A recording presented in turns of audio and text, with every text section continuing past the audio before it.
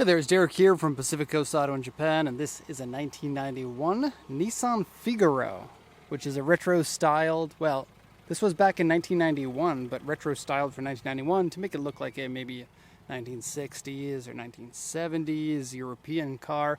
Very cool little front-wheel drive, pseudo-convertible. It has a canvas top here, and the back window retracts into the trunk. For a unique vehicle, these were pretty popular in Japan and are still really popular as exports. A ton of them have already been exported. They're very popular for the USA. This one's going to Australia. Has a 1-liter turbo engine, basically the same engine as the Nissan March or Micra. Also the same engine as in the POW or the BE1 or some other Nissans with 1-liter front-wheel drive engines.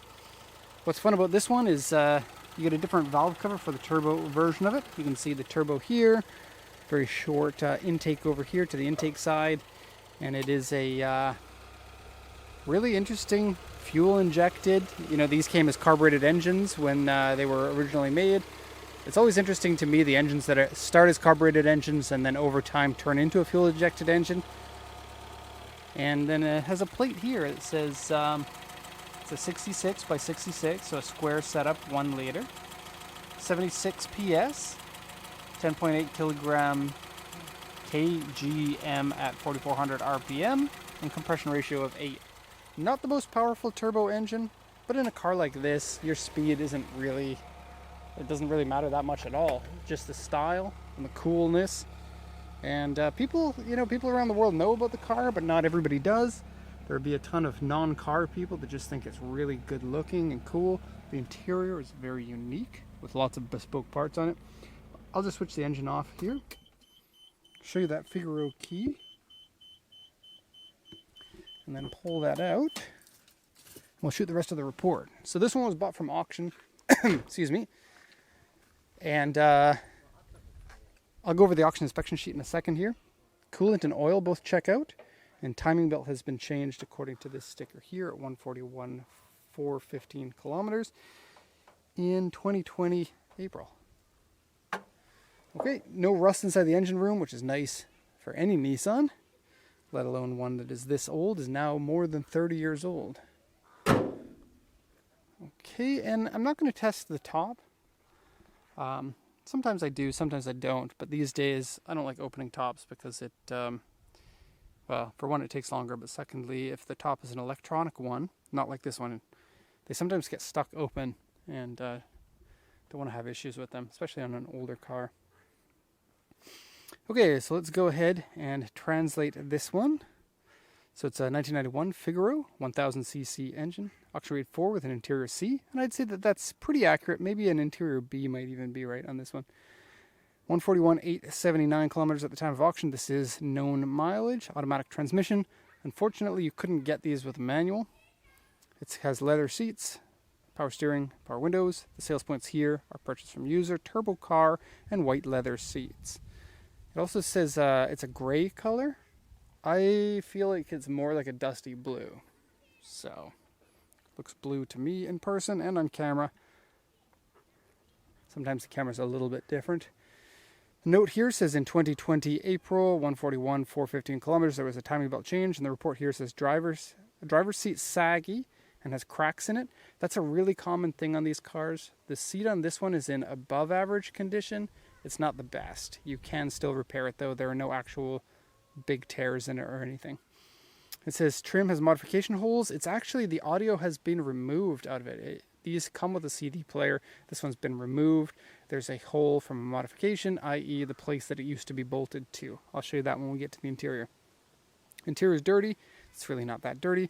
Oil minor leak. Basically, it's just the sweats you see on the engine. There's nothing that looks like it's leaking and nothing drips down.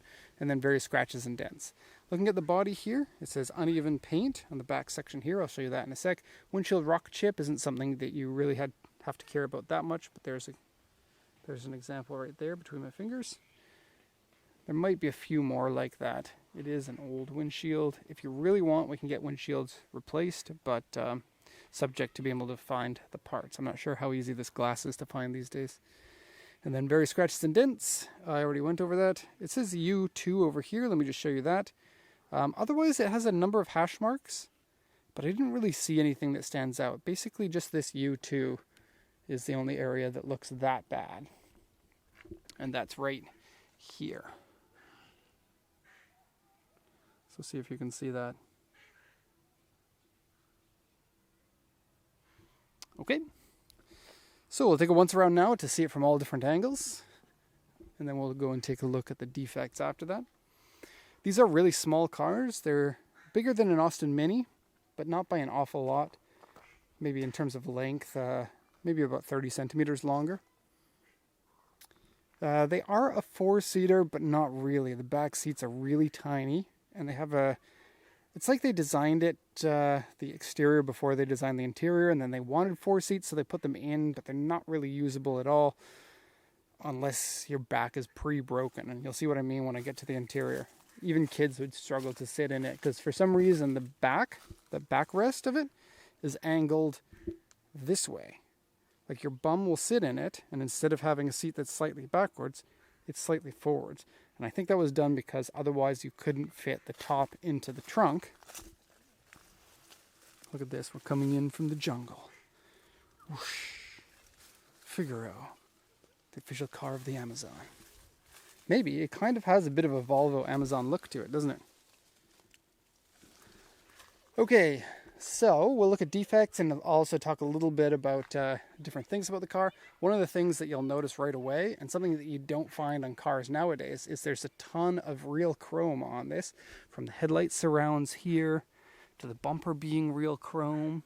It has a mini kind of extra bumper bracket kind of thing. Grille surround has a chrome emblem here, and these stripes that go back down to the side all the way down. Windshield surround also. It has very modern fitment, which is really nice. 60s cars were always made kind of like trash, like right from the factory. Japanese cars perfected the car that doesn't fall apart, so you get the best of both worlds here. Now there is a bit of pitting on these now. Let me just show you this. A back hinge has the worst of it. This one here. And this is what happens over time. The steel kind of breaks down because it's just cheap steel. Whatever metal was lying around in the factory, they put it in a pot, mixed it up, and made hinges. That's the cheapest way. And I'm exaggerating a little bit, but not really. That is kind of why they call it pot steel. The rest of them isn't so bad. You don't see that so much on the headlight surrounds or really anything else, but those back hinges are like that. And these ones here, which in this case it's in good condition. Okay, so the grille has a tiny bit of peeling here. These grills can be hard to repaint, and really by this time you can't find many of them that are in really good condition unless the vehicle's been indoors all of its life. You also have a bit of cloudiness here, but I'm sure you can polish that back up. It's basically just because it was never washed because there's a license plate in front of it. Going down the sides, I'd say it's pretty good looking. Pretty good looking. It hasn't been repainted in most areas. There actually is a back fender here has been repainted. Okay. And there are a number of little dents in this back fender and a few in that door. So altogether, they kind of fit together to be a bit of damage, but by themselves, they're all tiny. Okay. Okay, now doors. This is an auction grade 4. The door isn't perfectly lined up to the fender. Visually, it's probably about 9 out of 10. If you touch it with your fingers, you'll notice, like run your fingers down along the side of them. Same thing goes on this side. Okay. I don't know how good those panel gaps were from factory because I don't touch that many Figaros. You don't see me in the parking lots touching everyone else's cars, trying to find out how bad the original panel gaps are.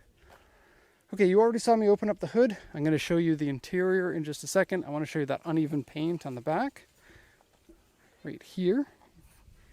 It kind of looks like it's substance stuck onto the paint, but it might not be. So it's a bit hard to tell. There also is a little bit of bubbles up here. Could be that we're not getting focus. Come on, camera. Could have been that they repainted this, but they didn't really paint it with that good of paint. Okay, minor defect for an otherwise great car. The back window looks good. I love the back body style of this with the notch back and the big bum.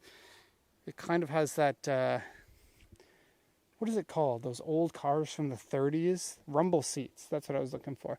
It has a bit of a rumble seat look to it, which is you open up the trunk and there are rear-facing seats in the back of the car, probably without seat belts.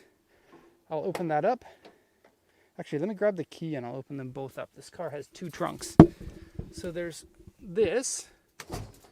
You flick that switch down there, kind of an out-of-the-way switch, and you can open this up. Okay, this is basically your trunk. And it's not that small, but if you have the top down, you can't fit anything in it. And so in that respect, you can just basically use these rear seats for your luggage. The top folds quite nicely. This one here accordions in. You can see the ribs there. And then this back piece flaps backwards. This piece here is sometimes missing. It covers up a section that is otherwise not that good looking. And just with these snaps.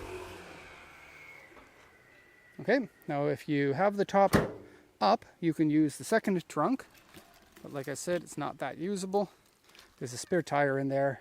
And you can't really fit much else in there. It's also kind of annoying because it doesn't flip backwards. It flips up. So open this up. Careful with the keys. And then you can pull this up. And as you can see, you can fit stuff in there. You can't fit a lot in there. And then it's hanging out with the spare tire as well. So it's in case of emergencies, or get rid of the spare. I mean, hope you don't get a flat. I just noticed something else. Here there's a bit of aluminum tape on the taillight. And I love these taillights. I think they look great. Careful with the keys. And close it. Okay, kind of like the first gen Civic, right? It had that boot trunk. It wasn't a hatchback yet. It had a boot trunk that opens up kind of weird style backwards. Okay, to the interior here. Just plop the keys down. Underside's looking good and not dirty. Oh, I should show you. There's minor scratching in this area here and down here. And now into the interior. And this is awesome. This is definitely a Japanese bubble era type car. Back then, you didn't have to be competitive. You could waste money on things. This car, well, they did sell a lot of them. I can't tell if they actually made any money on them, but the Japanese yen at that time was such that you could, you couldn't go wrong with basically anything. Part of the reason why Japanese car makers made such great cars back then compared to everyone else. Okay, so you see these buttons only available on the Figaro. Same with this latch, only on the Figaro. No using the same parts on multiple vehicles. Warning lamps here have nice little chrome surrounds and have plastic over top of them. Looks like glass. Your switches here, this is your antenna up and down. Defrost.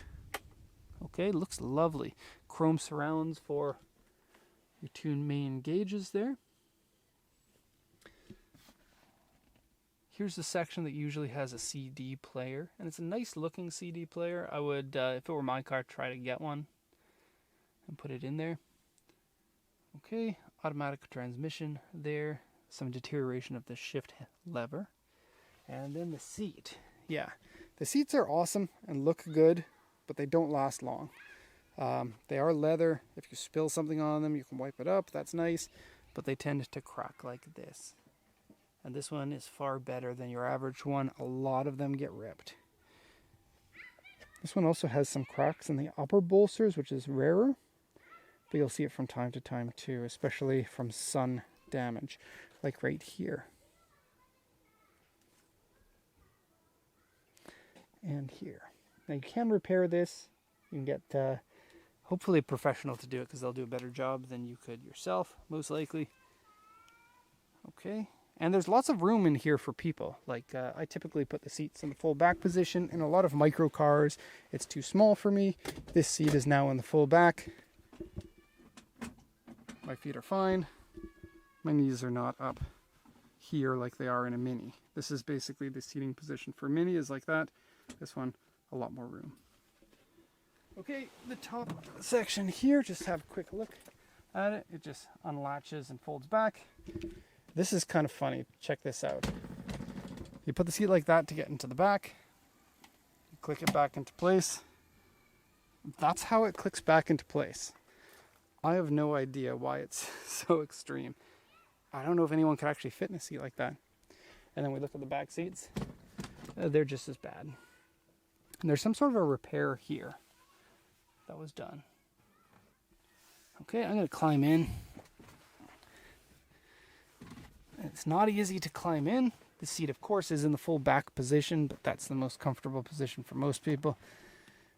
And I can't even put this seat. Oh, there we go. That's why the seat is so far forward. It gives you a little bit more room to sit in the back here. I can almost touch. Let me have a look here. Here's me. I can almost touch my chest to the seat with one hand, but not quite. And then if someone's in the passenger seat, I definitely could touch my body between these two areas. You get a 3-point seat belt, which is kind of funny. You basically can't fit headwise up here either. You have to be like this. So, not comfortable. I also don't know how I'm supposed to get out. I guess give it the old reach around. And now still my feet are all tucked in here underneath the seat. So, not the easiest to get out. Okay. So just pretend back seats are basically, it's a parcel shelf with seat belts. I know some places insurance costs more for a 2-seater, so that could be a little bit of a benefit. But otherwise, not really useful for anything.